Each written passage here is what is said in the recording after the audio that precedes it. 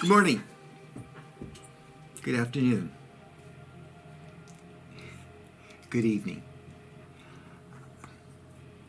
Whatever time of day you're watching this or decided to pull it up and, if you're having a hard time sleeping, whatever. I'll take care of that. When Jesus said, love one another,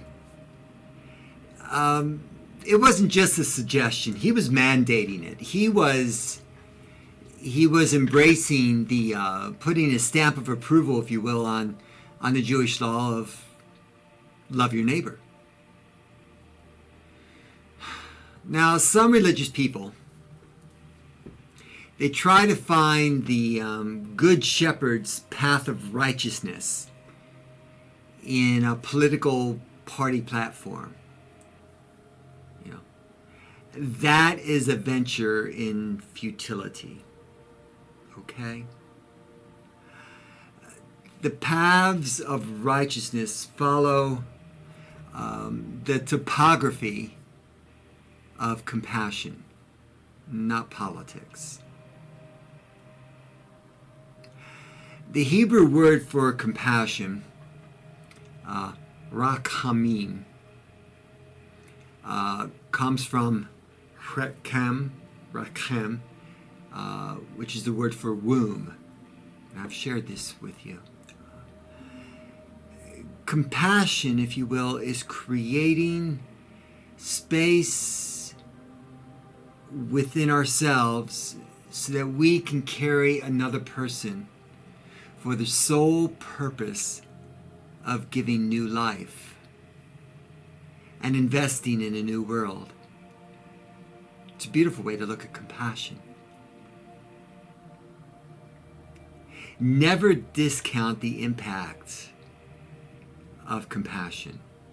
Small acts of concern and sensitivity can bring transformed healing to people's lives in this world and promote societal wholeness. Okay?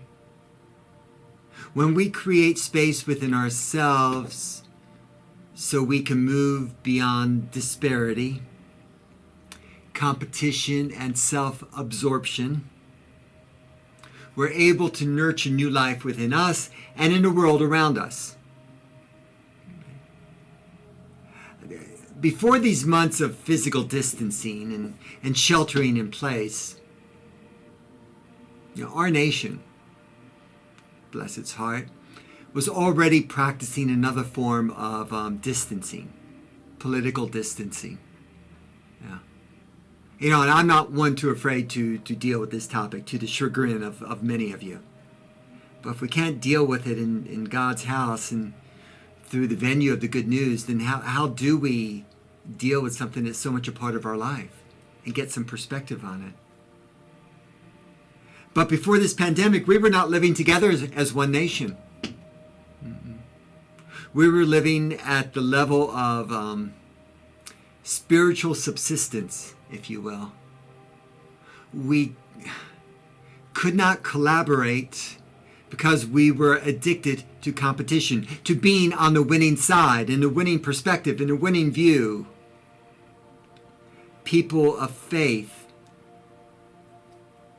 allowed a mean-spirited political climate to dictate how we would relate to one another. People would leave the church over such matters. That's kind of sad. We rationalize politically and economically,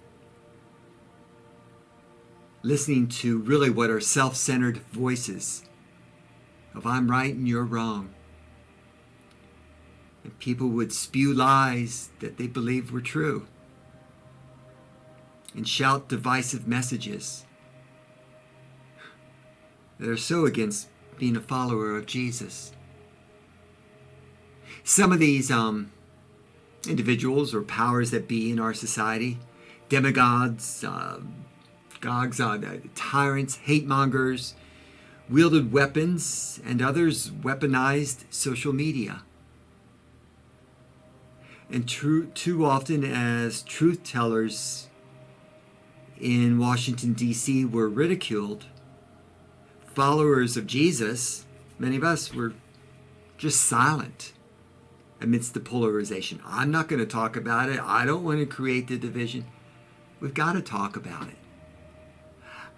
Give me anyone who's willing to delve into what's challenging. It's easy to avoid it all. Jesus didn't avoid it. The politics of his day, neither should we. But a lot of Christians will. They'll just kind of smooth things over. Jesus didn't do that. I have a lot more respect for people who are willing to speak their viewpoint than those who are just lukewarm, honestly. And then the pandemic emerged. And it seemed many people were eager to proclaim messages of, love one another and love your neighbor. It's awesome. It's awesome. If you really mean it, it's awesome. The coronavirus turned many into collaborators of compassion.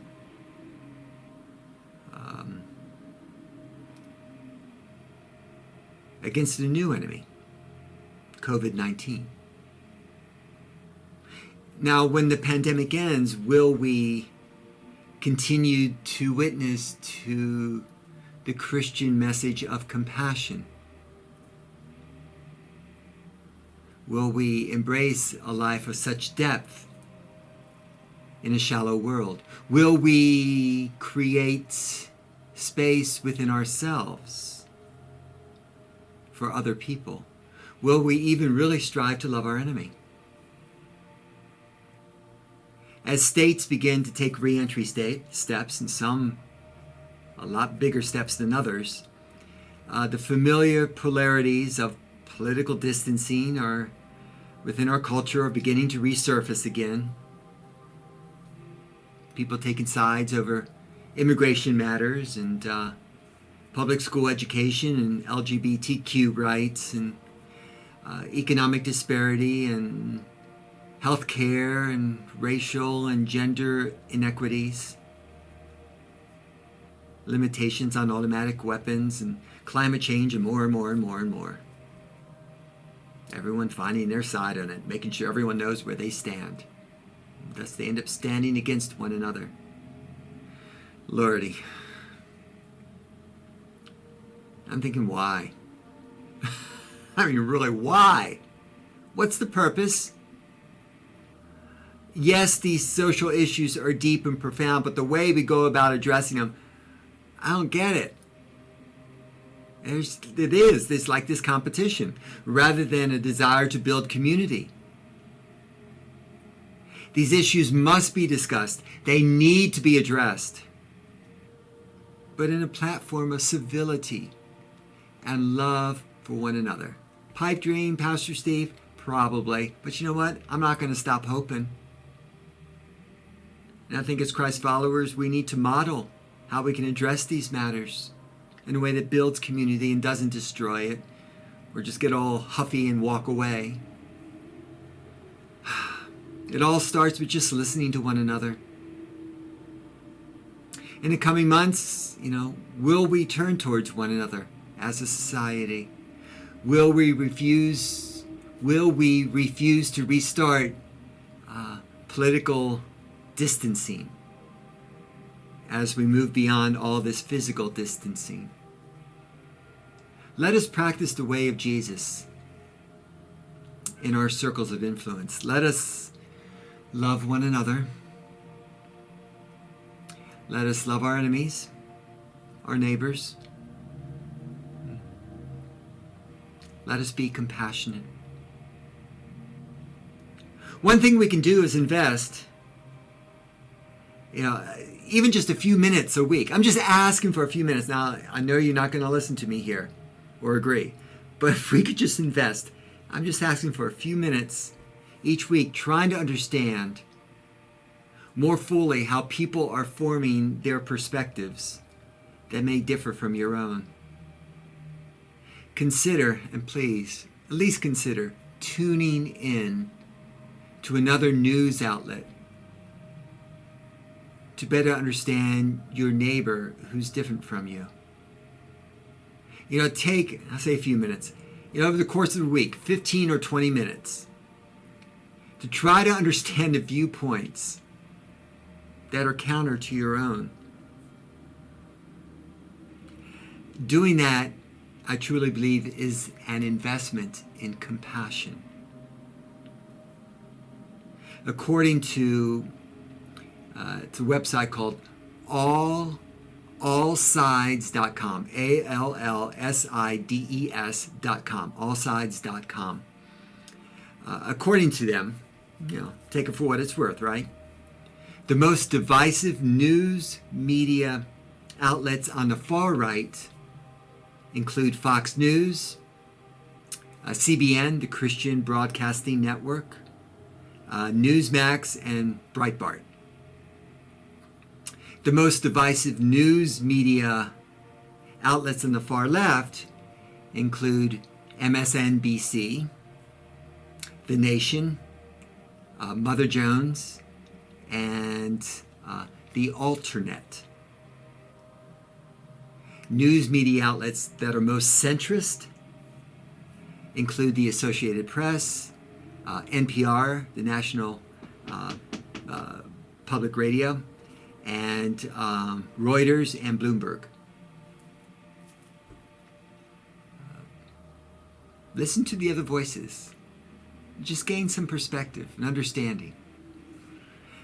As we begin these months of re-entry and transitioning, let us do what we can to create a new world by turning towards one another with concern, sensitivity, and compassion.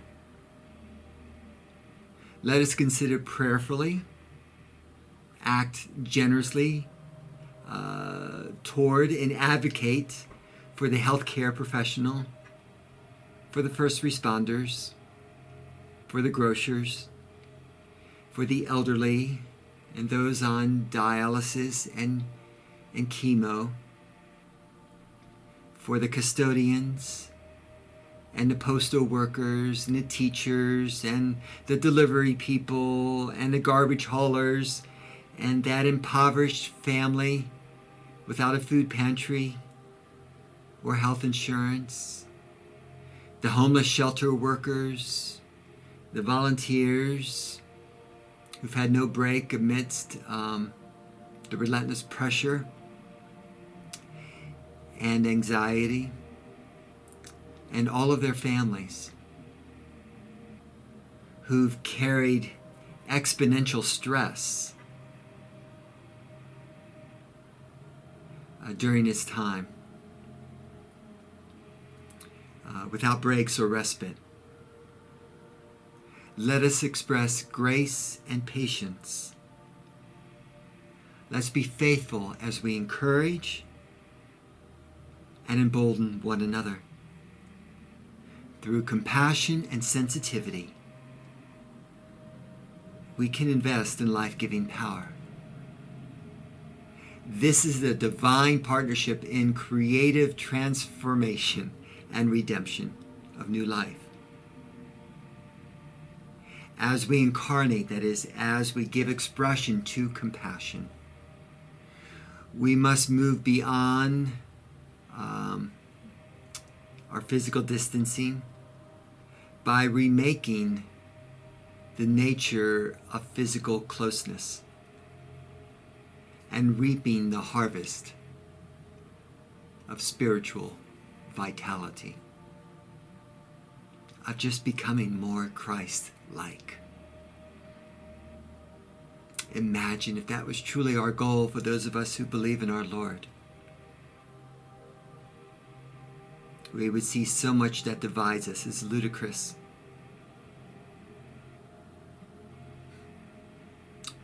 It all begins with listening to God and to each other. May we all set aside some time this week to do just that and become the compassionate servants, disciples of our Lord that God calls us to be. God bless you, and peace be with you always.